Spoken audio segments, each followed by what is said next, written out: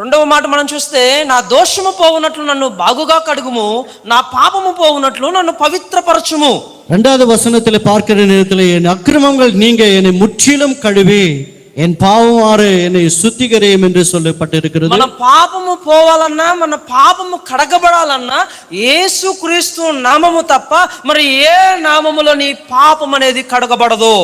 ஆண்டவராகிய இயேசு கிறிஸ்துவின் இரத்தத்தினால மாத்திரம்தான் நம்முடைய பாவங்களை கழுவ முடியும், நம்முடைய பாவங்களை சுத்திகரிக்க முடியும். அந்த ஒருடைய இரத்தத்தினால அது இல்லாமல் நமக்கு ஒரு மீட்பு இல்லை. హల్లెలూయా హల్లెలూయా.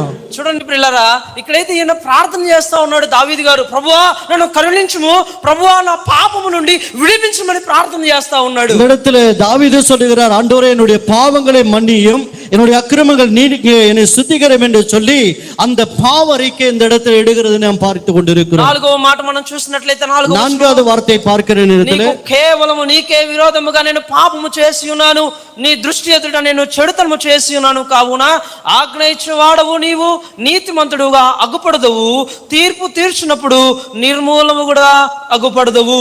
தேவரீர் ஒருவருக்கே விரோதமாக நான் பாவம் செய்தேன், உமது கண்களுக்கு முன்பாக பொல்லாங்கத்தை நடப்பித்தே, நீர் பேசும்போது உம்முடைய நீதி விளங்கவும், நீ நியாயம் தீர்க்கும் போது உம்முடைய பரிசுத்த விளங்கவும் இதை அறிக்கை இடுகிறேன் என்று சொல்லி இந்த தாவீது இந்த இடத்துல ஒரு அறிக்கை இடுகிறார்.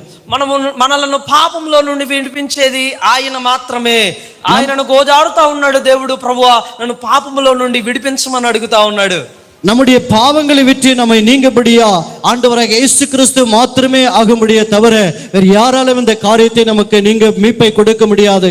அப்படிதான் இந்த தேவனுடைய மனுஷனை விதமாய் சொல்லுகிறார். అందుకే 5వ వచనం మనం చూసినట్లయితే, அதுக்குதான் 5వ వచனத்திலே நாம் பார்க்கிற நேரத்தில், నేను పాపములో పుట్టిన వాడను, పాపములోనే నా తల్లి నన్ను గర్భము ధరించెను అని చెప్తాడు. இதோ நான் துர்குணத்திலே உருவானே, என் தாய் என்னை பாவத்திலே கர்ப்பத்தரித்தாள் என்று சொல்லுகிறார். పిల్లరా, మనం అందరం కూడా పుట్టినప్పుడు పాపములో పుట్టి ఉన్నాం. మన తల్లి గర్భములో మనం పాపముగానే రూపించబడ్డాం. బయటికి వచ్చిన తర్వాత కూడా పాపములో ఉన్నాం. ఈ పాపము నుండి విడిపించడానికి క్రీస్తు యేసు లోకమునకు వచ్చాడు. அல்லேலூயா. இந்த இடத்துல பார்க்கிற நேரத்திலே தாயின் கர்ப்பத்திலே உருவாக்கி நம்மை நீங்கபடியா ஆண்டவராகிய இயேசு கிறிஸ்து மாத்திரமே ஆகும்படியே தவிர வேறு யாராலும் இந்த காரியத்தை நமக்கு நீங்க மீட்பை கொடுக்க முடியாது. அப்படிதான் இந்த தேவனுடைய மனுஷனை விதமாய் சொல்லுகிறார்.